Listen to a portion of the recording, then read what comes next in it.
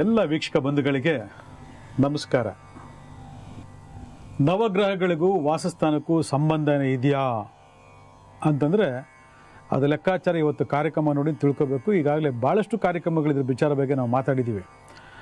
ಆದರೂ ಕೂಡ ಇವತ್ತೊಂದು ವಿಶೇಷವಾಗಿರ್ತಕ್ಕಂಥ ವಿಚಾರಗಳ ಬಗ್ಗೆ ನಿಮಗೆ ಮಂದಟ್ಟು ಮಾಡಿಕೊಡ್ತೀವಿ. ಸೃಷ್ಟಿ ನಿಯಮ ಹೇಗೆ ರೂಪಿಸಲ್ಪಟ್ಟಿದೆ ಅನ್ನೋ ತಿಳ್ಕೋಬೇಕು ಅಂದಾಗ ಇವತ್ತಿನ ಕಾರ್ಯಕ್ರಮ ಇರತಕ್ಕಂಥ ವಿಚಾರಗಳ ಬಗ್ಗೆ ನೀವು ಅವಲೋಕನವನ್ನು ಮಾಡಬೇಕು. ಹೌದು, ಕರೆಕ್ಟ್, ಇವ್ರು ಹೇಳ್ತಾ ಇರೋದು ನಿಜ. ನಮ್ಮ ಮನೆಗಳಲ್ಲೇ ನವಗ್ರಹಗಳಿದ್ದಾರಲ್ಲ ಅನ್ನೋದು ಅರ್ಥ ಮಾಡ್ಕೋಬೇಕು ನೀವು. ನವಗ್ರಹಗಳಿಗೂ ಮನುಷ್ಯನಿಗೂ ಅವಿನಾಭಾವ ಸಂಬಂಧ ಇದೆ. ನವಗ್ರಹಗಳಿಗೂ ಈ ಭೂಲೋಕಕ್ಕೂ ಅವಿನಾಭಾವ ಸಂಬಂಧ ಇದೆ. ನವಗ್ರಹಗಳಿಗೂ ನಮ್ಮ ವಾಸಸ್ಥಾನಕ್ಕೂ ಅವಿನಾಭಾವ ಸಂಬಂಧ ಇದೆ. ನವಗ್ರಹಗಳಿಗೂ ವಾಸ್ತುವಿಗೂ ಬಹಳ ಅದ್ಭುತವಾಗಿರ್ತಕ್ಕಂಥ ಸಂಬಂಧ ಇದೆ. ಒಂದು ಬಿಟ್ಟು ಒಂದು ಇಲ್ಲ ಅಂತಕ್ಕಂಥದ್ದು ನಮ್ಮ ವಾದ. ಇದಕ್ಕೆ ಭಾಳಷ್ಟು ಪುರಾವೆಗಳನ್ನು ನಿಮಗೆ ಕೊಡ್ತೀವಿ. ಇವತ್ತು ಮನುಷ್ಯ ಸುಖ ಶಾಂತಿ ನೆಮ್ಮದಿಯಿಂದ ಬದುಕಬೇಕು ಅಂತ ಹಲವಾರು ಮಾರ್ಗಗಳನ್ನು ಉಪಾಯ ಮಾಡ್ಕೊಳ್ತಾನೆ. ಆದರೆ ಇತ್ತೀಚೆಗಂತೂ ಒಂದಷ್ಟು ವಾಸ್ತು ಸಂಬಂಧಪಟ್ಟ ವಿಚಾರಗಳಲ್ಲಿ ಒಂದಷ್ಟು ಜನ ಸೈಟ್ ತಗೊಳ್ಳೋದಾಗಿರಲಿ, ಮನೆ ಕಟ್ಟೋದಾಗಿರಲಿ, ಅಥವಾ ಅಲ್ಲಿ ಬಾಳೆ ಮಾಡಬೇಕು ಅಂದಾಗ ಈ ವಾಸ್ತುನಲ್ಲಿ ಬರ್ತಕ್ಕಂಥ ಹಲವಾರು ವಿಚಾರಗಳ ಬಗ್ಗೆ ಒಂದಷ್ಟು ಗಮನ ಹರಿಸಿ ಅದ್ರ ಬಗ್ಗೆ ಕೆಲಸ ಮಾಡ್ತಕ್ಕಂಥದ್ದು ಇದೆ. ಇದು ಬಹಳ ಸಂತೋಷ. ನಮ್ಮ ಕಾರ್ಯಕ್ರಮದ ನೋಡಿ ಇಷ್ಟೊಂದು ಜನ ಆದರೂ ಬದಲಾವಣೆ ಆಗಿದ್ದಾರೆ ಅಂತಂದರೆ ನಮಗೆ ಅಷ್ಟೇ ಒಂದು ಖುಷಿಯ ವಿಚಾರ. ಇಲ್ಲಿ ನವಗ್ರಹಗಳಿಗೂ ಮನೆಯ ವಾಸಸ್ಥಾನಕ್ಕೂ ಇರ್ತಕ್ಕಂಥ ಅವಿನಾಭಾವ ಸಂಬಂಧ ತೊಗೊಂಡಂದಾಗ ನಾನು ಆಗ ಹೇಳಿದೆ ಭಾಳ ಜನ ವಾದ ಮಾಡ್ತಾರೆ ಅಲ್ಲಿ ಅಂತೇಳಿ. ನೋಡಿ, ನವಗ್ರಹಗಳು ಅಂತ ಬಂದಾಗ ವಾಸಸ್ಥಾನ ಅಂತಕ್ಕಂಥ ಲೆಕ್ಕಾಚಾರ. ಈ ವಾಸಸ್ಥಾನದ ಲೆಕ್ಕ ತಗೊಂಡಾಗ ಪ್ರತಿಯೊಂದು ಗ್ರಹಗಳಿಗೂ ಅದರದೇ ಅಂತ ವಾಸಸ್ಥಾನವನ್ನು ನಾವು ಮೀಸಲಿಡ್ತೀವಿ. ಅಲ್ಲೇನಂತಂದರೆ ವಿಶೇಷವಾಗಿ ಈ ಪೂರ್ವ ಬಂದು ಸೂರ್ಯ ರೂಲ್ ಮಾಡ್ತಾನೆ, ಆಗ್ನೇಯ ಬಂದು ಶುಕ್ರ ರೂಲ್ ಮಾಡ್ತಾನೆ, ದಕ್ಷಿಣ ಬಂದು ಕುಜ ರೂಲ್ ಮಾಡ್ತಾನೆ, ನೈಋತ್ಯ ಬಂದು ರಾಹು ರೂಲ್ ಮಾಡ್ತಾನೆ, ಪಶ್ಚಿಮ ಬಂದು ಶನಿ ಭಗವಾನ್ ರೂಲ್ ಮಾಡ್ತಾನೆ, ವಾಯು ಬಂದು ಚಂದ್ರ ರೂಲ್ ಮಾಡ್ತಾನೆ, ಉತ್ತರ ಬಂದು ಬುಧ ರೂಲ್ ಮಾಡ್ತಾನೆ, ಈಶಾನ್ಯ ಬಂದು ಗುರು ರೂಲ್ ಮಾಡ್ತಾನೆ. ಅಲ್ಲಿಗೆ ಈ 8 ದಿಕ್ಕುಗಳಲ್ಲಿ ಇರ್ತಕ್ಕಂತಹ ಈ ಒಂದು ಲೆಕ್ಕಾಚಾರದ ವಿಚಾರಗಳು ನಾವು ವಾಸ್ತುನಡಿನಲ್ಲಿ ಡಿವೈಡ್ ಮಾಡ್ತಕ್ಕಂಥದ್ದು ಅವತ್ತಿನ ಕಾಲದಲ್ಲಿ ಏನು ಇಲ್ಲ. ಮುಖ್ಯ ಬಾಗಿಲನ್ನು ನಾರ್ತ್ ಈಸ್ಟ್ ಕಾರ್ನರ್ ಇಡು, ಅಥವಾ ಉತ್ತರ ಈಶಾನ್ಯ ಕಡೆ ಇಡು, ಪೂರ್ವ ಈಶಾನ್ಯ ಕಡೆ ಇಡು, ಅಥವಾ ದಕ್ಷಿಣ ಆಗ್ನೇಯ ಇಡು, ಅಥವಾ ಪೂರ್ವ ವಾಯುವ್ಯ ಇಡು, ಇವೆಲ್ಲ ಭಾಳ ಜನ ಹೇಳ್ತಾ ಇದ್ರು. ಅಲ್ಲಿಗೆ ಒಂದು ಬಾಗಿಲನ್ನು ನೀವು ಇಡಬೇಕು ಅಂತಂದಾಗ ಯಾಕೆ ನೀವು ಈ ದಿಕ್ಕುಗಳ ಬಗ್ಗೆ ಮಾಹಿತಿ ಕೊಡ್ತೀರಿ? ದಿಕ್ಕುಗಳೇ ಇಲ್ಲ, ವಾಸ್ತುವೇ ಇಲ್ಲ ಅಂತಂದಾಗ ಎಲ್ಲಿ ಬೇಕಾದ್ರೂ ಬಾಗಿಲು ಇಡ್ಬೋದಾಗಿತ್ತಲ್ವಾ? ಇದನ್ನೆಲ್ಲ ಅರ್ಥ ಮಾಡ್ಕೊಳ್ಳೋ ವ್ಯವಸ್ಥೆ ಆಗಬೇಕು. ಇನ್ನೂ ಸ್ವಲ್ಪ ಡೀಪಾಗಿ ಹೋಯ್ತು ಅಂದರೆ ಉತ್ತರದಿಂದ ಪೂರ್ವದಿರ್ತಕ್ಕಂಥ ಎಲ್ ಶೇಪ್ ಏನಿದೆ ಅಂದರೆ ಉತ್ತರ ಮತ್ತು ಈಶಾನ್ಯ ಮತ್ತು ಪೂರ್ವ, ಈ ಒಂದು ಎಲ್ ಶೇಪ್ ಭಾಗದಲ್ಲಿ ಇರ್ತಕ್ಕಂಥ ಗ್ರಹಗಳು ಅದು ಬುಧ ಇರ್ತಕ್ಕಂಥ ಜಾಗದಲ್ಲೇ ಮನೆಯ ಮುಖ್ಯ ಬಾಗಿಲು ಇಡಬೇಕು ಅಂತೇಳಿ ಭಾಳ ಜನ ವಾದ ಮಾಡೋದಿದೆ. ಅಲ್ಲಿಗೆ ಬುಧ ವಾಸಸ್ಥಾನದಲ್ಲಿ ಇದ್ದಾನೆ ಅಂತಂದಾಗ ಅದ್ರ ಮೇಲ್ಗಡೆನೇ ಮುಖ್ಯ ಬಾಗಿಲು ಇಡಬೇಕು ಅಂತಂದಾಗ ಅಲ್ಲಿಗೆ ಗ್ರಹಗತಿಗಳು ಮತ್ತು ವಾಸ್ತು ಸಂಬಂಧ ಬಂತು ಅಂತ ಅರ್ಥ ಅಲ್ವಾ? ಇದನ್ನ ಯಾಕೆ ನೀವು ಬಿಟ್ಬಿಟ್ಟಿದ್ದೀರಾ? ಇದನ್ನು ತಿಳಿ ಹೇಳೋರು ಇಲ್ಲ. ಅದಕ್ಕೆ ನವಗ್ರಹಗಳಿಗೂ ಮತ್ತು ವಾಸಸ್ಥಾನಕ್ಕೂ ಸಂಬಂಧ ಇಲ್ಲ, ವಾಸ್ತುವಿಗೂ ಸಂಬಂಧ ಇಲ್ಲ ಅಂತೇಳಿ ವಾದ ಮಾಡೋದಿದೆ. ಆದರೆ ಸರಿಯಾದ ಒಂದು ವಾಸ್ತು ಪ್ರಕಾರ ನಮ್ಮ ಮನೆಯ ಮುಖ್ಯ ಬಾಗಿಲನ್ನು ಇಡಬೇಕು ಅಂದಾಗ ಅದು ಉತ್ತರ ಈಶಾನ್ಯ ಮತ್ತು ಪೂರ್ವ ಆಗಿದ್ರು ಕೂಡ ಆ ಒಂದು ಮಧ್ಯಭಾಗದ ಬರ್ತಕ್ಕಂತಹ ಬುಧ ಶುಕ್ರರ ಒಂದು ಭಾಗದಲ್ಲಿ ನಾವು ಮುಖ್ಯ ಬಾಗಿಲನ್ನ ಕೂರಿಸ್ಬೇಕಾಗ್ತದೆ. ಮನೆಯ ಮುಖ್ಯ ದ್ವಾರವನ್ನು ಅಲ್ಲಿ ಕೂರಿಸ್ಬೇಕಾಗ್ತದೆ. ಅಲ್ಲಿಗೆ ವಾಸ್ತುವಿಗೂ ಮತ್ತು ಗ್ರಹಗಳಿಗೂ ಸಂಬಂಧ ಬಂತಲ್ವಾ? ಇದು ಒಂದು. ಎರಡನೇದೇನಪ್ಪ ಅಂತಂದರೆ ಇವತ್ತು ದಿಕ್ಕುಗಳನ್ನು ಪರಿಗಣಿಸಿ ನಾವು ಆ ದಿಕ್ಕು ಈ ದಿಕ್ಕು ಅದು ಇದು ಅಂತ ಹೇಳಿದ್ವಿ. ಆದರೆ ಈ ದಿಕ್ಕುಗಳಲ್ಲಿ ಬಹಳ ಮುಖ್ಯವಾಗಿರ್ತಕ್ಕಂಥ ದಿಕ್ಕು ಯಾವುದು, ಆ ದಿಕ್ಕಿನ ಬಗ್ಗೆ ನಾವು ಎಷ್ಟು ಎಚ್ಚರಿಕೆಯನ್ನು ತಗೊಳ್ಬೇಕು, ಆ ದಿಕ್ಕನ್ನು ನಾವು ಯಾವ ರೀತಿ ಉಪಯೋಗ ಮಾಡ್ಕೊಳ್ಬೇಕು, ಆ ದಿಕ್ಕನ್ನು ಸರಿಯಾದ ರೀತಿಯಲ್ಲಿ ಇಟ್ಕೊಂಡಿದ್ರೆ ಆ ದಿಕ್ಕಿಂದ ನಮ್ಮ ಇಡೀ ಜೀವನದಲ್ಲಿ ಆ ಮನೆಗೆ ಒಂದು ಜೀವ ಅಂತಕ್ಕಂಥ ಉತ್ಪನ್ನ ಆಗುತ್ತೆ ಅಂತಕ್ಕಂಥದ್ದು ನಾವು ತಿಳ್ಕೋಬೇಕು. ಹಾಗಾದ್ರೆ ಆ ದಿಕ್ಕು ಯಾವುದು ಅನ್ನೋದು ತಿಳ್ಕೋಬೇಕು. ಆ ದಿಕ್ಕು ತಿಳ್ಕೋಬೇಕು ಅಂತಂದಾಗ ನಾವು ನವಗ್ರಹಗಳಿಗೂ ಮನೆಗಿರ್ತಕ್ಕಂಥ ಮತ್ತೊಂದು ಸಂಬಂಧದ ಬಗ್ಗೆ ನಾವು ತಿಳ್ಕೊಳ್ಳೇಬೇಕು. ಯಾಕಂದರೆ ಎಷ್ಟೋ ಜನಕ್ಕೆ ಸಂಬಂಧಗಳಂದರೆ ಬರೀ ಮನುಷ್ಯ ಸಂಬಂಧ ಅನ್ಕೊಂಡ್ಬಿಟ್ಟಿರ್ತಾರೆ, ಬರೀ ಗಂಡ ಹೆಂಡತಿ ಸಂಬಂಧ ಅನ್ಕೊಂಡಿರ್ತಾರೆ, ಅಪ್ಪ ಮಕ್ಕಳು ಸಂಬಂಧ ಅನ್ಕೊಂಡಿರ್ತಾರೆ. ಮಾವ ಅತ್ತೆ ಮಾವ ಸಂಬಂಧ ಇಟ್ಕೊಂಡಿರ್ತಾರೆ, ಅಳಿಯ ಮಗಳ ಗಂಡ ಅಂತ ಸಂಬಂಧ ಇಟ್ಕೊಂಡಿರ್ತಾರೆ. ಇವೆಲ್ಲ ಎಲ್ಲಿಂದ ಉತ್ಪತ್ತಿ ಆಯಿತು? ಯಾವುದು ಉತ್ಪತ್ತಿ ಆಯಿತು ಹೇಳಿ ನೋಡೋಣ. ನಾವೆಲ್ಲ ಹುಟ್ಟಬೇಕಂದಾಗ 1ನೇ ತಾರೀಕಿಂದ ಹಿಡಿದು 31ನೇ ತಾರೀಕು ತನಕ ಹುಟ್ಟಬೇಕು. ಆಯಿತಾ? ರೇವತಿ ನಕ್ಷತ್ರದಿಂದ ಮೀನ ರಾಶಿಯವರೆಗೂ ಹುಟ್ಟಬೇಕು. ಅಲ್ಲಿಗೆ ಇವೆಲ್ಲ ಲೆಕ್ಕಾಚಾರಗಳು ನಮಗೆ ಒಂದು ಲೆಕ್ಕಾಚಾರ ಪ್ರಕಾರ ನಡಿಬೇಕು ಅಂತಂದಾಗ ನಾವು ಒಂದು ಮನೆಯಲ್ಲಿ ವಾಸ ಮಾಡೇ ಮಾಡ್ತೀವಿ. ನಾವು ಮನೆಯಲ್ಲಿ ವಾಸ ಮಾಡಬೇಕು ಅಂತಂದಾಗ ಆ ವಾಸಸ್ಥಾನಕ್ಕೂ ನವಗ್ರಹಗಳಿಗೂ ಸಂಬಂಧವನ್ನು ಕನೆಕ್ಟಿವಿಟಿ ಏರ್ಪಡಿಸ್ದಂಗೆ ಆಗ್ತದೆ. ಆಗಿದ್ದಾಗ ಆ ನವಗ್ರಹಗಳಿಗೂ ಇರ್ತಕ್ಕಂಥ ಸಂಬಂಧ ಏನು ಅಂತ ತಿಳ್ಕೊಬೇಕು ಅಂದಾಗ ಇವತ್ತು ಪೂರ್ವಕ್ಕೆ ಅಧಿಪತಿಯಾಗಿರ್ತಕ್ಕಂಥನು ಯಾರು? ಸೂರ್ಯ ಭಗವಾನ್ ಅಂತ ಹೇಳ್ತೀವಿ. ಅಲ್ಲಿಗೆ ಪೂರ್ವಕ್ಕೆ ಅಧಿಪತಿಯಾಗಿರ್ತಕ್ಕಂಥನು ಸೂರ್ಯ ಭಗವಾನ್ ಆಯಿತು ಅಂದಾಗ ನಮ್ಮ ಮನೆಯಲ್ಲಿ ವಾಸ ಮಾಡ್ತಕ್ಕಂತಹ ತಂದೆ ಯಾರು? ಅವನು ಪಿತೃಕಾರಕ. ನಮ್ಮ ಮನೇಲಿ ವಾಸ ಮಾಡ್ತಕ್ಕಂತಹ ತಂದೆ ಯಾರು? ಪಿತೃಕಾರಕ. ಮನೇಲಿರ್ತಕ್ಕಂತಹ ಯಜಮಾನ ಅವನು ಪಿತೃಕಾರಕ. ಪಿತೃಕಾರಕ ಅಂದರೆ ನವಗ್ರಹಗಳಲ್ಲಿ ಯಾರನ್ನು ಸೂಚನೆ ಮಾಡ್ತೀವಿ ಅಂದರೆ ಸೂರ್ಯ ಭಗವಾನ್ನ. ಅಲ್ಲಿಗೆ ನವಗ್ರಹಕ್ಕೂ ಮನೇಲಿರ್ತಕ್ಕಂಥವ್ರಿಗೂ ಸಂಬಂಧ ಬಂತ? ಮೊದಲನೇದು. ನಮ್ಮ ಮನೆಯಲ್ಲಿರ್ತಕ್ಕಂಥ ಯಜಮಾನ ಯಾರ ಕಾರಕ? ಸೂರ್ಯಕಾರಕ. ಅವನೇ ಪಿತೃಕಾರಕ. ಪಶ್ಚಿಮ ದಿಕ್ಕಿಗೆ ಅಧಿಪತಿಯಾಗಿರ್ತಕ್ಕಂಥನು ಯಾರು? ಚಂದ್ರ. ಚಂದ್ರ ನಾವು ನಮ್ಮ ತಾಯಿಯನ್ನು ಏನು ಹೇಳ್ತೀವಿ? ಮಾತೃಕಾರಕ ಅಂತ ಹೇಳ್ತೀವಿ. ಮನೆ ಯಜಮಾನಿಯನ್ನು ಮಾತೃಕಾರಕ ಅಂತ ಹೇಳ್ತೀವಿ. ಆ ಮಾತೃಕಾರಕ ಅಂತ ಬಂದಾಗ ನಾವು ಯಾರನ್ನ ನವಗ್ರಹ ಹೇಳ್ತೀವಿ? ಚಂದ್ರ ಭಗವಾನ್ ಹೇಳ್ತೀವಿ. ಅಲ್ಲಿಗೆ ನಮ್ಮ ಮನೇಲಿ ವಾಸ ಮಾಡ್ತಕ್ಕಂತಹ ತಾಯಿ ಚಂದ್ರ ಭಗವಾನ್ ಅಂಶಲಿರ್ತಕ್ಕಂಥ ಅಂತ ಪ್ರೂವ್ ಆಯ್ತಲ್ವ? ನೋಡಿ, ಸೂರ್ಯ ಚಂದ್ರ ಬಂದಾಯಿತು. ಆಯಿತಾ? ಇನ್ನು ಮನೆಯಲ್ಲಿ ವಾಸ ಮಾಡ್ತಕ್ಕಂತಹ ನಮ್ಮ ಅಣ್ಣ ತಮ್ಮಂದಿರು, ಸಹೋದರರು ಅಂತ ಹೇಳ್ತೀವಿ. ಆ ಸಹೋದರರು ಮನೆಯಲ್ಲಿ ವಾಸ ಮಾಡ್ತಿರ್ತಾರೆ. ಆ ಸಹೋದರರಿಗೆ ನಾವು ಏನು ಹೇಳ್ತೀವಿ ಅಂದರೆ ಭಾತೃಕಾರಕ ಅಂತ ಹೇಳ್ತೀವಿ. ಆ ಭಾತೃಕಾರಕನಿಗೆ ಅಧಿಪತಿಯಾಗಿರ್ತಕ್ಕಂಥ ನವಗ್ರಹದ ಗ್ರಹ ಯಾರು ಅಂದರೆ ಕುಜಗ್ರಹ ಅಂತ ಹೇಳ್ತೀವಿ. ಅಲ್ಲಿಗೆ ಕುಜಗ್ರಹ ಅಂತಕ್ಕಂಥನು ಅಣ್ಣ ತಮ್ಮಂದಿರ ಮುಖಾಂತರ ಮನೆಯೊಳಗಡೆ ಬಂದನ. ಇನ್ನು ಭಾಳ ವಿಶೇಷವಾಗಿ ಹೇಳ್ತಕ್ಕಂಥದ್ದು ನಮ್ಮ ಮಾವ ಅಂತ ಹೇಳ್ತೀವಿ. ಮಾವ ಯಾರು ಹೇಳ್ತೀವಿ? ತಾಯಿಯ ತಮ್ಮಂದಿರು, ಅಣ್ಣಂದಿರು ಅಂತ ಹೇಳ್ತೀವಿ. ಮಾವ ಅಂತ ಹೇಳ್ತೀವಿ. ಆ ಮಾವ ಅಂತ ಕರೆದಾಗ ಯಾರು ಬರ್ತಾರೆ? ಅಲ್ಲಿ ವಿಶೇಷವಾಗಿ ಅದರ ಕಾರಕತ್ವ ಸಂಬಂಧ ವಿಚಾರ ತಗೊಂಡಾಗ ಬುಧ ಭಗವಾನ್ ಅಂತ ಹೇಳ್ತೀವಿ. ಅಲ್ಲಿಗೆ ಬುಧ ಭಗವಾನ್ ಅಂತಕ್ಕಂಥನು ಮಾವನ ರೂಪದಲ್ಲಿ ಬಂದ. ಆವಾಗ ಬಂದು ಹೋಗ್ತಾರ, ಚಾಕ್ಲೇಟ್ ಕೊಟ್ಟು ಬಂದು ಹೋಗ್ತಾರ, ನಿಮಗೆ ತಿಂಡಿ ಎಲ್ಲ ತಂದ್ಕೊಟ್ಟು ಹೋಗ್ತಾರ, ಮಾವ ಬಂದು ಹೋಗ್ತಾರ. ಹಂಗೆ ಆಯಿತಾ? ಹಾಗೆಯೇ ನಮಗೆ ವಿದ್ಯೆ ಕಲಿಸ್ಕೊಡ್ತಕ್ಕಂತಹ ಒಂದು ಟೀಚರ್ ತಗೊಂಡಾಗ ಅವನು ನಾವು ಯಾವ ಒಂದು ಭಾಗಕ್ಕೆ ಹೋಲಿಸ್ತೀವಿ? ಗುರು ಅಂತ ಹೇಳ್ತೀವಿ. ನಾವು ಗುರು ಭಗವಾನ್ ಅಂತ ಹೇಳ್ತೀವಿ. ಆ ಗುರು ಮೊದಲನೇದಾಗಿ ಮನೆಯಲ್ಲೇ ಯಾವ ರೂಪದಲ್ಲಿ ಇರ್ತಾರೆ? ತಾಯಿ ರೂಪದಲ್ಲಿ ಇರ್ತಾಳೆ. ಅಲ್ಲಿಗೆ ತಾಯಿಯನ್ನೇ ಮೊದಲನೇ ಮನೆಯ ಗುರು ಅಂತ ನಾವು ಕರಿತೀವಿ. ಮನೆಯೇ ಮೊದಲ ಪಾಠಶಾಲೆ, ತಾಯಿಯೇ ಮೊದಲೇ ಗುರು ಅಂತ ಹೇಳ್ತೀವಿ. ಅಲ್ಲಿಗೆ ಗುರು ಭಗವಾನ್ ಮನೆಯೊಳಗಡೆ ಬಂದ. ಇನ್ನು ನಮ್ಮ ಮನೆಗೆ ಯಾವುದೋ ಒಂದು ಹೆಣ್ಮಗಳು ಬಂದು ಹುಡ್ತಾಳೆ ಅನ್ಕೊಳ್ಳಿ. ಆಯಿತಾ? ಆ ಹೆಣ್ಮಗಳು ಸಹೋದರಿ ಅಂತ ಹೇಳ್ತೀವಿ. ಅವನು ಸಹೋದರ, ಇಲ್ಲಿ ಸಹೋದರಿ ಅಂತ ಹೇಳ್ತೀವಿ. ಆ ಸಹೋದರಿ ಅಂತ ಬಂದಾಗ ಆ ಮನೆ ಹೆಣ್ಮಗಳು ಯಾವ ತತ್ವಕ್ಕೆ ಒಳಪಟ್ಟಿದ್ದಾಳೆ? ಅವಳು ಶುಕ್ರ ತತ್ವ ಒಳಪಟ್ಟಿರ್ತಾಳೆ. ಅಲ್ಲಿಗೆ ಶುಕ್ರ ಭಗವಾನ್ ಕೂಡ ಆ ಹೆಣ್ಣು ರೂಪದಲ್ಲಿ ಬಂದು ಒಳಗಡೆ ಸೇರ್ಕೊಂಡ್ರ. ತಂದೆ ತಾಯಿ, ಮಾವ, ಅಣ್ಣ ತಮ್ಮಂದಿರು, ಅಕ್ಕ ತಂಗಿರು ಎಲ್ಲ ಅಲ್ಲಿ ವಾಸ ಮಾಡ್ತಾ ಇದ್ದೀವ. ಇವೆಲ್ಲ ನೋಡಿ ಎಷ್ಟು ಮಟ್ಟಿಗೆ ಕಾರಣಕರ್ತವಾಗುತ್ತೆ ಅಂತಂದರೆ ಪ್ರತಿ ಒಂದೂ ಕೂಡ ನಾವು ಹೇಳ್ತಾ ಹೋಗ್ಬೋದು ಇಂತಿಂಥ ಕಾರಕತ್ವ ಹಿಂಗೆ ನಡೀತಾ ಇರುತ್ತೆ ಅಂತೇಳಿ. ಅಲ್ಲಿಗೆ ಶನಿನ ಎಲ್ಲಿ ಬಿಟ್ರಿ ಅಂತ ನೀವು ಕೇಳ್ಬೋದು. ಶನಿಗೂ ಒಂದು ತತ್ವ ಇದೆ, ಎಲ್ಲೂ ಬಿಟ್ಟಿಲ್ಲ, ಅದು ಇಲ್ಲೇ ಇರ್ತದೆ. ನಮ್ಮ ಅಜ್ಜ ಅಜ್ಜಿ ಅಂತ ಹೇಳ್ತೀವಿ. ನಮ್ಮ ಅಜ್ಜ ಬಂದರು ನೋಡು, ನಮ್ಮ ಅಜ್ಜಿ ಬಂದರು ನೋಡು ಅಂತೀವಿ. ಆಯಿತಾ? ಆ ಅಜ್ಜ ಅಜ್ಜಿ ಇದೇ ಮನೆ ಬಂದು ಸೇರ್ಕೊಂತಾರೆ ಅಥವಾ ಬಂದು ಹೋಗ್ತಾರೆ. ಆ ಅಜ್ಜನ ಕಾರಕತ್ವವಾಗಿರ್ತಕ್ಕಂಥದ್ದು ಯಾರು ಅಂತಂದರೆ ವಿಶೇಷವಾಗಿ ಶನಿ ಭಗವಾನ್. ನೋಡಿ, ಇವೆಲ್ಲ ಎಷ್ಟು ಮಟ್ಟಿಗೆ ಕಾರಣವಾಗಿದೆ ಅಂತಂದರೆ ಈ ನವಗ್ರಹಗಳಿಗೂ ನಮ್ಮಲ್ಲಿ ವಾಸ ಮಾಡ್ತಕ್ಕಂಥ ಸಂಬಂಧಗಳಿಗೂ ಅವಿನಾಭಾವ ಸಂಬಂಧ ಹೇಗಿರ್ತದೋ ಹಾಗೆ ನಮ್ಮಗಳಿಗೂ ನಾವು ವಾಸ ಮಾಡ್ತಕ್ಕಂತಹ ಭೂಮಿಯ ನವಗ್ರಹಗಳಿಗೂ ಒಂದು ಕನೆಕ್ಟಿವಿಟಿ ಅಂತ ಇರ್ತದೆ. ಇದನ್ನು ಅರ್ಥ ಮಾಡ್ಕೊಳ್ಳಿ. ಎಲ್ಲಿಂದೆಲ್ಗೂ ಚೇಂಜ್ ಆಗಿಲ್ಲ. ನವಗ್ರಹಗಳಿಂದ ನಾವು ಸೃಷ್ಟಿಸಲ್ಪಟ್ಟಿದ್ದೀವಿ. ಎಲ್ಲವೂ ಪ್ರಪಂಚ ಪೂರ್ತಿ ನವಗ್ರಹಗಳ ಮಯವೇ. ನವಗ್ರಹಗಳಿಂದ ಪ್ರಪಂಚ ಏನೂ ಇಲ್ಲ. ಆ ನವಗ್ರಹಗಳ ರೂಪದಲ್ಲಿ ನಮ್ಮ ಸಂಬಂಧಗಳಿದ್ದಾವೆ. ಆ ನವಗ್ರಹಗಳ ಸಂಬಂಧಗಳು ಮನೆಯಲ್ಲಿ ವಾಸ ಮಾಡ್ತಾ ಆ ಭೂಮಿಯಲ್ಲಿ ಇರ್ತಕ್ಕಂಥ ಅಥವಾ ಮನೆಯಲ್ಲಿ ವಾಸ ಮಾಡ್ತಕ್ಕಂಥ ನವಗ್ರಹಗಳಿಗೆ ಒಂದು ಕನೆಕ್ಟಿವಿಟಿ ಆಗಿದ್ದಾರೆ. ನೋಡಿ, ಎಲ್ಲಿ ತಪ್ಪಿಸ್ಕೊಳ್ಳೋಕೆ ಸಾಧ್ಯ ಆಗುತ್ತಾ? ಎಲ್ಲೂ ತಪ್ಪಿಸ್ಕೊಳ್ಳೋ ಸಾಧ್ಯನೇ ಇಲ್ಲ ನೀವು.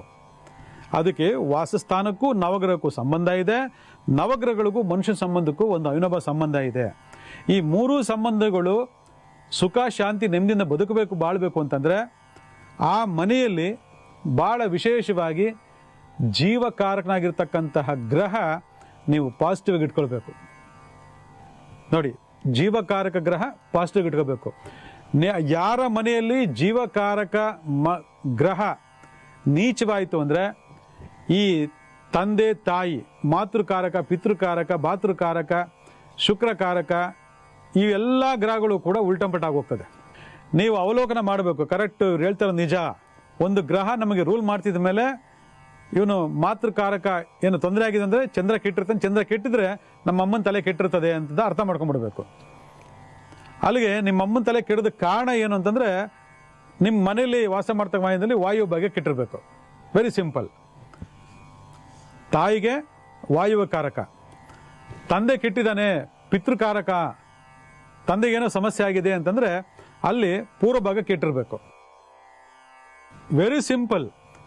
ದಕ್ಷಿಣ ಹಾಳಾಗಿದೆ, ದಕ್ಷಿಣ ಕೆಟ್ಟಿದೆ ಅಂತಂದರೆ ಆ ಮನೇಲಿ ವಾಸ ಮಾಡ್ತಕ್ಕಂತಹ ಅಣ್ಣ ತಮ್ಮದಿರು ಸರಿ ಇಲ್ಲ, ವಿಪರೀತ ಜಗಳ, ಕದನ, ಮೋಸ, ವಂಚನೆ, ಕೆಲಸ ಇಲ್ಲ, ಕಾರ್ಯ ಇಲ್ಲ, ಉಂಡಾಡಿ ಗುಂಡು ಥರ, ಸೋಂಬೇರಿಗಳ ಥರ ಲಟಾಪಟಿ ಮಾಡ್ಕೊಂಡು ಬಿದ್ದಿದ್ದಾರೆ ಅಂತಕ್ಕಂಥ ಅರ್ಥ ಮಾಡ್ಕೊಳ್ಬೇಕು. ಒಂದು ಮನೆಯಲ್ಲಿ ಈ ಮೂರು ಕ್ಯಾರೆಕ್ಟರ್ಗಳೇ ಈ ಥರ ಪ್ರಾಬ್ಲಮ್ ಕೊಡ್ತವೆ ಅಂದಾಗ ಆಯಾ ದಿಕ್ಕಿಂದ ಬರ್ತಕ್ಕಂತಹ ಆ ಒಂದು ಭಾಗಗಳು ಕೂಡ ಏನಾದರೂ ಸಮಸ್ಯೆ ಉದ್ಭವ ಆಗಿದ್ದರೆ, ಎಕ್ಸಾಂಪಲ್ ಈಗ ಪೂರ್ವ ಭಾಗ ಏನೋ ಕೆಟ್ಟಿತು ಅಂದರೆ ಅದು ನೇರ ಪರಿಣಾಮ ಬೀಳ್ತಕ್ಕಂಥದ್ದು ಮನೆ ಯಜಮಾನ ಮೇಲೆ. ಪಶ್ಚಿಮ ಭಾಗ ಏನಾದ್ರು ಕೆಡ್ತು ಅಂತಂದಮೇಲೆ ಅದರ ನೇರ ಪರಿಣಾಮ ಬೀಳ್ತಕ್ಕಂಥದ್ದು ನಿಮ್ಮ ಅಜ್ಜನ ಮೇಲೇ. ಹಾಗೆಯೇ ಮನೆ ಹೆಣ್ಮಗಳಿಗೆ ಏನಾದರೂ ಒಂದು ತೊಂದರೆ ಆಯಿತು ಅಂತಂದರೆ ಅದರ ಪರಿಣಾಮ ಕೆಡ್ತಕ್ಕಂಥದ್ದು ನೇರವಾಗಿ ಶುಕ್ರ ಭಗವಾನ್ ಮೇಲೆ. ಎಷ್ಟು ಅದ್ಭುತವಾಗಿದೆ ಕನೆಕ್ಟಿವಿಟಿ ಅಂತಂದರೆ ಇದನ್ನೆಲ್ಲ ಅರ್ಥ ಮಾಡ್ಕೋಬೇಕು. ಭಾಳ ಜನ ಇವತ್ತು ಭಾಳ ನೆಗ್ಲಿನ್ಸಿ ಮಾಡೋದಿದೆ. ಇದು ಬಾಡಿಗೆ ಮನೆ, ಇದು ಭೋಗ್ಯ ಮನೆ, ಇದು ಆ ಮನೆ, ಈ ಮನೆ, ಈ ಮನೆ ಅಂತ. ಭೂಮಿ ಸಂಬಂಧಪಟ್ಟಂಥ ವಿಚಾರಗಳು ಬೇರೆ. ಅದು ಭೂಮಿಯ ಅವಲೋಕನದಲ್ಲಿ ನಾನು ಈಗಾಗಲೇ ತಿಳಿಸ್ಕೊಟ್ಟಿದ್ದೀನಿ. ಭೂಮಿ ದೋಷ ಅಂತಕ್ಕಂಥದ್ದು ಯಾವುದೇ ಒಂದು ವಾಸಸ್ಥಾನದ ಕೆಳಗಡೆ ಇತ್ತು ಅಂತಂದರೆ ಇಡೀ ಮನೆ, ನೀವು ಎಷ್ಟೇ ವಾಸ್ತು ಪ್ರಕಾರ ಮನೆ ಕಟ್ಟಿರಿ, ನೀವು ಎಂಥ ಕೂಳನೇ ಆಗಿರ್ರಿ, ನೀವೆಂಥ ದುಡಿಮೆನೇ ಮಾಡ್ಕೊಂಬನ್ನಿ, ನೀವು ಏನೇ ಮಾಡ್ಕೊಂಬನ್ನಿ, 100 ಅಲ್ಲ 1000% ನೀವು ಸಿಕ್ಕಾಕೊಂಡು ನರಳ್ತಾ ಇರ್ತೀರ. ಇವತ್ತು ಲಕ್ಷಾಂತರ ಕೋಟ್ಯಾಂತರ ಮನೆಗಳು ಭೂಮಿ ದೋಷಕ್ಕೆ ಒಳಪಟ್ಟಿದ್ದಾವೆ. ಆಗಿದ್ದಾಗ ನಾನು ವಾಸಸ್ಥಾನದಲ್ಲಿ ಇರ್ತಕ್ಕಂತಹ ನವಗ್ರಹಗಳಿಗೂ ಕೂಡ ಒಂದು ಲಿಂಕನ್ನು ಕೊಡ್ತಾ ಇದ್ದೀವಿ ಅಂತಂದಾಗ ಆ ಮನೆಯಲ್ಲಿ ವಾಸ ಮಾಡ್ತಕ್ಕಂಥವ್ರು ಎಷ್ಟು ಭಯ ಭೀತಿಯಿಂದ, ಎಷ್ಟು ಭಕ್ತಿಯಿಂದ, ಎಷ್ಟು ಶ್ರದ್ಧೆಯಿಂದ ಈ ಆಚಾರ ಕರ್ಮಗಳನ್ನೆಲ್ಲ ನೋಡಿಕೊಂಡು ಬದುಕಬೇಕು ಅನ್ನೋದ್ರ ಬಗ್ಗೆ ನೀವು ಅವಲೋಕನ ಮಾಡಿ ವೀಕ್ಷಕರೇ. ಯಾಕಂದರೆ ಒಂದಕ್ಕೊಂದು ಕನೆಕ್ಟಿವಿಟಿ ಇದ್ದೇ ಇದೆ. ಕನೆಕ್ಟಿವಿಟಿ ಇಲ್ಲದೆ ಯಾವುದೂ ಸಾಧ್ಯನೇ ಇಲ್ಲ. ಆಗಿದ್ದಾಗ ಯಾವುದೋ ಒಂದು ಮೂಲೆ ನಮಗೆ ಕೆಡ್ತು ಅಂತಂದಾಗ ಆ ಮೂಲೆಗೆ ಸಂಬಂಧಪಟ್ಟಂಥ ಗ್ರಹಕ್ಕೆ ಅಧೀನವಾಗಿರ್ತಕ್ಕಂಥ ವ್ಯಕ್ತಿ ಅಲ್ಲಿ ತೊಂದರೆಗೆ ಒಳಪಡ್ತಾನೆ. Very simple. ಆಯಿತಾ? ಹೆಂಡತಿ ಪ್ರಾಬ್ಲಮ್ ಆಗ್ತಾ ಇದೆ, ಮದುವೆ ಆದಾಗಿಂದ ಸರಿ ಇಲ್ಲ ಅಂತೇಳಿ ತುಂಬ ಜನ ಇದು ಮಾಡ್ತಾರೆ. ಆ ಮನೆ ವಾಸಸ್ಥಾನ ನೋಡ್ಬಿಟ್ಟೆ ನಾವು ಹೇಳ್ಬೋದು ಇಲ್ಲಿ ಅಗ್ನಿ ತತ್ವದಲ್ಲೇನೋ ಸಮಸ್ಯೆ ಆಗಿದೆ ಅಂತ. ಏನು ಸಮಸ್ಯೆ ಆಗಿದೆ? ಅಲ್ಲಿ ಯಾವುದೋ ಒಂದು ಸಮ್ ಟ್ಯಾಂಕೋ, ಬಾವಿ, ಬೋರ್ವೆಲ್ಲೋ, ಟಾಯ್ಲೆಟೋ, ಬಾತ್ರೂಮ್ ಮಾಡಿಬಿಟ್ಟಿರ್ತೀರ. ಅವಾಗೇನಾಗುತ್ತೆ, ಅದರ ನೇರ ಪರಿಣಾಮ ಏನಾಗ್ತದೆ, ಆ ಹೆಣ್ಣು ಮಗಳ ಮೇಲೆ ಬೀಳ್ತದೆ. ಆವಾಗ ಸೊಸೆ ಸರಿ ಇಲ್ಲ ತಗೊಂಬಂದು ದಿನದಿಂದನೇ ಆಕೆಗೆ ಏನೇನೋ ರೋಗ ನಾವು ನೋಡಲೇ ತಂದುಬಿಟ್ವಿ ಅಂತ ಹೇಳ್ತೀರ. ಮನೆಯಲ್ಲಿ ರೋಗ ಹುಟ್ಟಾಕಿರೋದು ನೀವುಗಳು. ಆ ಹುಡುಗಿ ಮನೆಗೆ ಬಂದ ಮೇಲೆ ನಿಮ್ದೆಲ್ಲ ಹಾಳಾಗೋಗ್ಬಿಡ್ತಂತೆ, ಆ ಹುಡುಗಿಗೆ ತೊಂದರೆ ಆಗೋಯ್ತಂತೆ. ಯಾವ ಲೆಕ್ಕಾಚಾರ ಹೇಳಿ ನೋಡೋಣ. ಇವತ್ತು ಎಷ್ಟೋ ಜನ ಈ ಅತ್ತೆಂದಿರು, ದೊಡ್ಡ ಅತ್ತೆಂದಿರು, ರಾಕ್ಷಸ ಅತ್ತೆಂದಿರು ವಾದ ಮಾಡೋದು ಇದನ್ನೇ. ಆಯಿತಾ? ಇವೆಲ್ಲ ಭಾಳ ಜನ ಮೆಸೇಜ್ಗಳು ಮಾಡೋದ್ರಿಂದ ನಿಮಗೆ ಈ ಸಬ್ಜೆಕ್ಟ್ ತೊಗೊಂಬಂದು ಹೇಳೋವಂಥದ್ದಾಗಿದ್ದೀವಿ. ಅದಕ್ಕೆ ನಾವು ಯಾರ ಮೇಲೋ ಹೋಗಿ ಗೂಬೆ ಕೂರಿಸೋದಕ್ಕಿಂತ ಮುಂಚಿತವಾಗಿ ನಮ್ಮೊಳಗಡೆ ಏನೋ ಪ್ರಾಬ್ಲಮ್ಸ್ ಇದೆಯಾ ಈ ಥರದ್ದು ಅನ್ನೋದ್ರ ಬಗ್ಗೆ ನಾವು ಅರ್ಥ ಮಾಡ್ಕೋಬೇಕು. ಇನ್ನೂ ಒಂದೈತೆ, ನಮ್ಮ ಗ್ರಹಗತಿಗಳೇನಾದರೂ ಜನ್ಮವಾಗಿ ಕೆಟ್ಟಿದ್ದರೆ, ನಮ್ಮ ಗ್ರಹಗತಿ ಏನಾದರೂ ಜನ್ಮಾಂತರ ಕೆಟ್ಟಿದ್ರೆ ನಮಗೆ ದೋಷ ಇರತಕ್ಕಂಥ ಮನೆಗಳೇ ಸಿಗ್ತೈತೆ. ಇಲ್ಲಿ ಯಾವುದೇ ಒಂದು ಗ್ರಹಗತಿ ಸಂಬಂಧಪಟ್ಟಂಥ ವಿಚಾರದಲ್ಲಿ ಏನಾದ್ರು ವ್ಯತ್ಯಾಸಗಳು ಕಂಡು ಬಂತು ಅಂದರೆ ಆ ವಾಸಸ್ಥಾನಕ್ಕೂ ನಮಗೊಂದು ಕನೆಕ್ಟಿವಿಟಿ ಇರುತ್ತೆ ಅಂತೇಳಿ ಹಿಂದಿನ ಭಾಗದಲ್ಲಿ ಮಾತಾಡ್ಕೊಂಡ್ವಿ ನಾವು. ಒಂದು 4, 13, 22, 31 ಅಥವಾ 7, 16, 25 ಈ ತಾರೀಕಲ್ಲಿ ಯಾರೇ ಹುಟ್ಟಿದ್ರು ಕೂಡ ಅವರಿಗೆ ನಾಗದೋಷ ಅಥವಾ ಸರ್ಪದೋಷ ಸಂಬಂಧಪಟ್ಟಂತಹ ಭೂಮಿಯೇ ಸಿಗ್ತದೆ. ಇದು ಬರೆದಿಟ್ಕೊಂಡ್ಬಿಡಿ ಹೇಳ್ತಾ ಇದ್ದೀನಿ. ನೀವು ಯಾವುದೇ ಲೆಕ್ಕಾಚಾರದಲ್ಲಿ ಹೋಗಿ ನೀವು ಏನೇ ಮಾಡಿ ನಿಮ್ಗೆ ಅಂಥ ಮನೆಯೇ ಸಿಗುತ್ತೆ. ಅದು ಬಾಡಿಗೆ ಮನೆ ಆಗಿರ್ಬೋದು, ಭೋಗ್ಯ ಮನೆ ಆಗಿರ್ಬೋದು, ಅಥವಾ ಸ್ವಂತ ಮನೆ ಆಗಿರ್ಬೋದು, ಹೊಲ ಗದ್ದೆ ತೋಟ ಏನೇ ಇರಲಿ, ನಿಮ್ಗೆ ಯಾರೇ ದಾನ ತಂದು ಕೊಟ್ಬಿಡ್ಲಿ, ನಿಮಗೆ ಅಂಥ ಜಾಗವೇ ಸಿಗುತ್ತೆ. ಅದು ಕನೆಕ್ಟ್ ಮಾಡ್ಕೊಳ್ತದೆ. ನಿಮಗೆ ನರಕನ ಅನುಭವಿಸ್ಬೇಕಾಗ್ತದೆ. ನೀವು 1, 10, 19, 28 ಹುಟ್ಟಿದ್ದು ನಿಮ್ಮ ಜಾತಕದಲ್ಲಿ ಏನಾದರೂ ಭಾಳ ತೀವ್ರವಾಗಿರ್ತಕ್ಕಂತಹ ಪಿತೃದೋಷ ಇದ್ದರೆ ನಿಮಗೆ ಭೂಮಿ ಪಿತೃದೋಷ ಇರತಕ್ಕಂತಹ ಸೈಟು, ಮನೆ, ಬಂಗ್ಲೆ, ಹೊಲ, ಗದ್ದೆ, ತೋಟನೇ ಹುಡ್ಕೊಂಬರ್ತದೆ.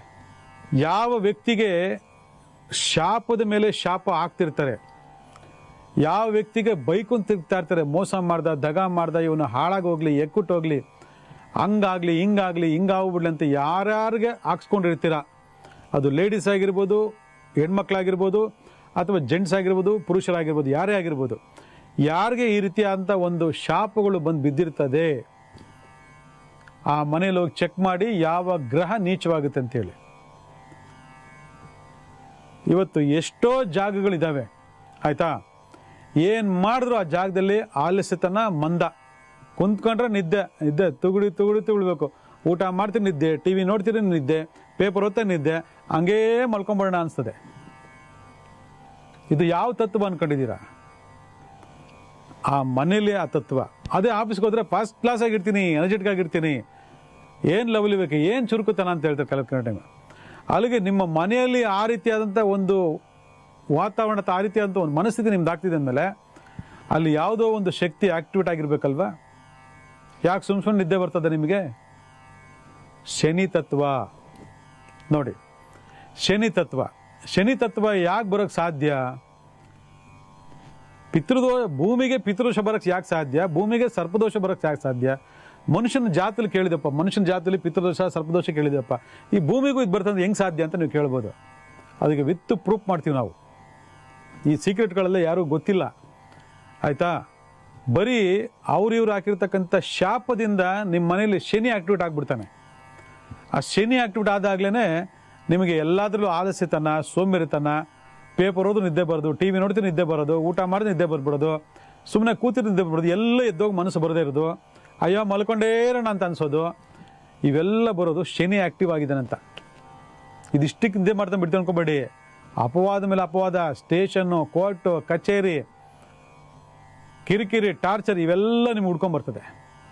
ನಾನು ಧರ್ಮ ಅಂತ ಅನ್ಕೊಂತೀರ, ಆದರೆ ಕರ್ಮಫಲ ಯಾರನ್ನೂ ಬಿಡೋದಿಲ್ಲ. ಇವೆಲ್ಲವೂ ಕೂಡ ಗೋಚರ ಆಗ್ತಕ್ಕಂಥದ್ದು ಗ್ರಹಗತಿಗಳ ಮೂಲಕ ವೀಕ್ಷಕರೇ. ಇದು ಜಸ್ಟ್ ನಿಮಗೆ ಎಕ್ಸಾಂಪಲ್ ಅಷ್ಟೇ. ಒಂದೊಂದು ಗ್ರಹಗಳದ್ದು ಕೂಡ 3 ತಿಂಗಳು ಮಾತಾಡ್ತಾ ಹೋಗ್ಬೋದು ನಾವು. ನವಗ್ರಹ ಶಕ್ತಿಗಳು ಹೇಗೆ ಪಿತೃಕಾರಕ ಸೂರ್ಯ ಅಂತೇಳಿ ಹೆಸರನ್ನ ಹೇಳ್ತೀವೋ, ಮಾತೃಕಾರಕ ಚಂದ್ರ ಅಂತೀವೋ, ಭಾತೃಕಾರಕ ಬುಧ ಅಂತ ಹೇಳ್ತೀವೋ, ಅದೇ ರೀತಿ ಆ ಮಾತಾಪಿತವನ್ನು ನಾವು ಯಾವಾಗಲೂ ಕೂಡ ಆ ಗ್ರಹಗತಿಗಳಿಗೆ ಹೋಲಿಸ್ಕೊಂಡೆ ನಾವು ದೈವವಾಗಿ ನೋಡಬೇಕು ಅಂತಕ್ಕಂಥದ್ದು ಶಾಸ್ತ್ರ ಭಾಳ ಸ್ಪಷ್ಟವಾಗಿ ಹೇಳ್ತದೆ.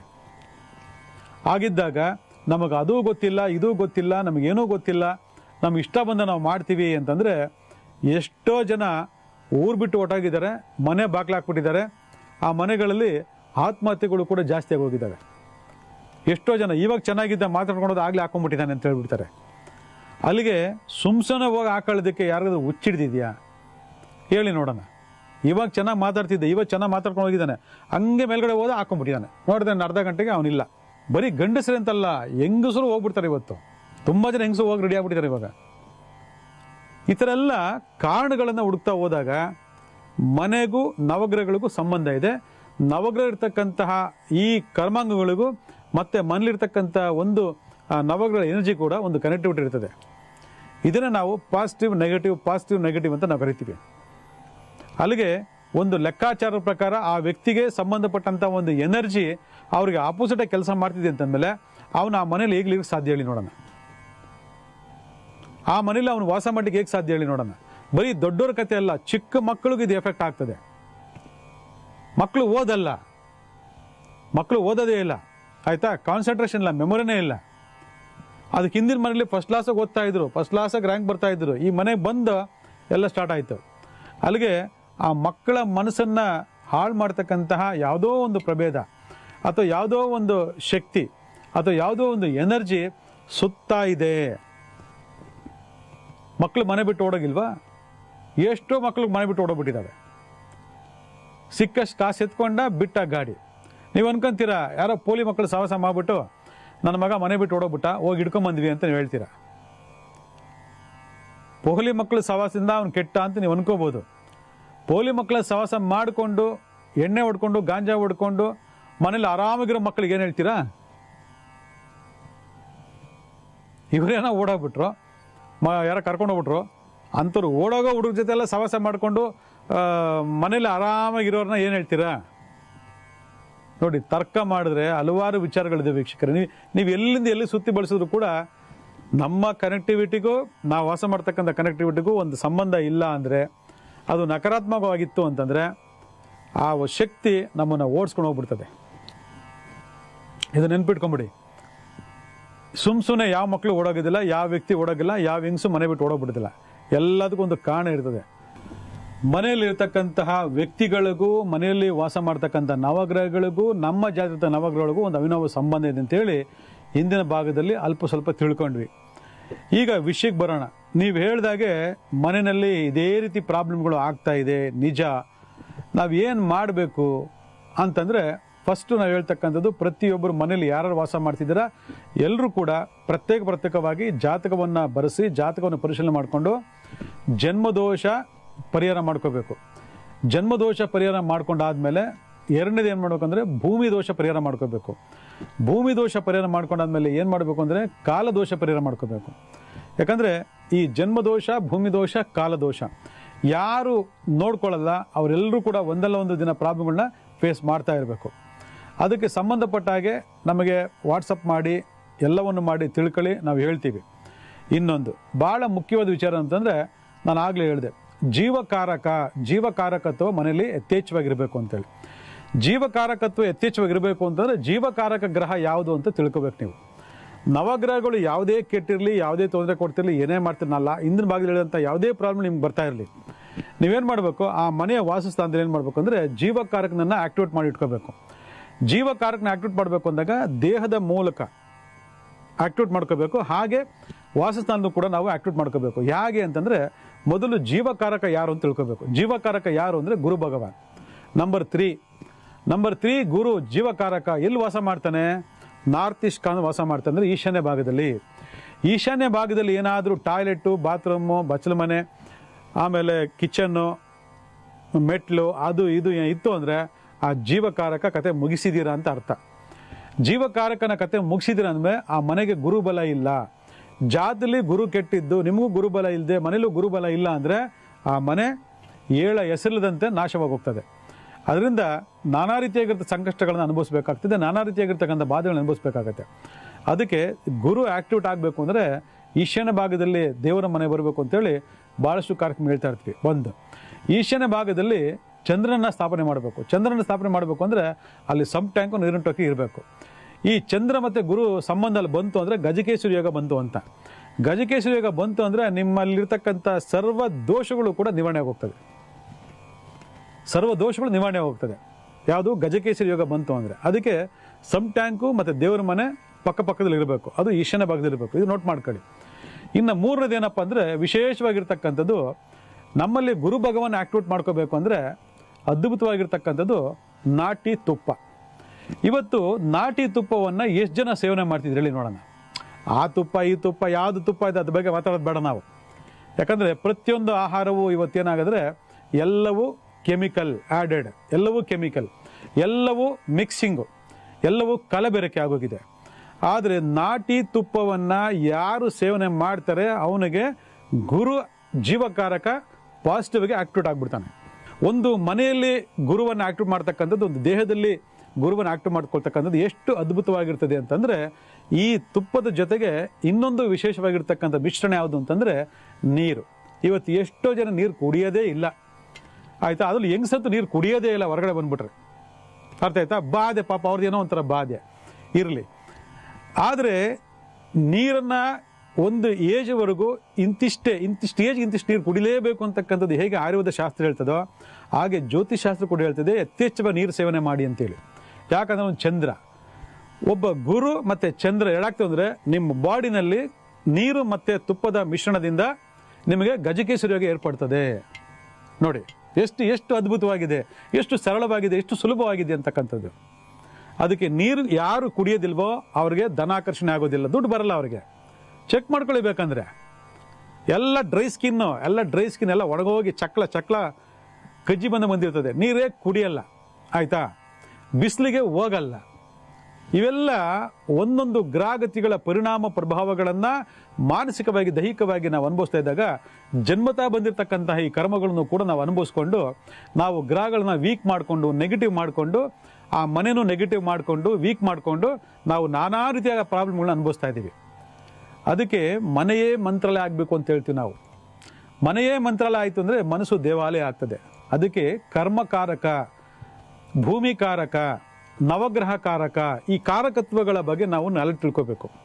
ಅರ್ಥ ಆಯ್ತಾ? ಅದರಿಂದ ನಾಟಿ ತುಪ್ಪ ಸೇವನೆ ಮಾಡಿ ಚೆನ್ನಾಗಿ ನೀರು ಕುಡೀರಿ, ಗಜಕೇಸರಿ ಯೋಗ ಬರ್ತದೆ. ಹಾಗೆ ಮನೆಯಲ್ಲಿ ಕೂಡ ಇರ್ತಕ್ಕಂತಹ ಬಾಧೆಗಳ ಇಡೀ ನವಗ್ರಹ ದೋಷಗಳು ಯಾವುದೇ ಇದ್ರೂ ಕೂಡ ನೀವು ಚಂದ್ರ ಮತ್ತು ಗುರುವನ್ನು ಆಕ್ಟಿವೇಟ್ ಮಾಡ್ತಕ್ಕಂತಹ ಕೆಲವು ಪದ್ಧತಿಗಳನ್ನು ಮನೆಯಲ್ಲಿ ಅಳವಡಿಸ್ಕೊಳ್ಳಿ.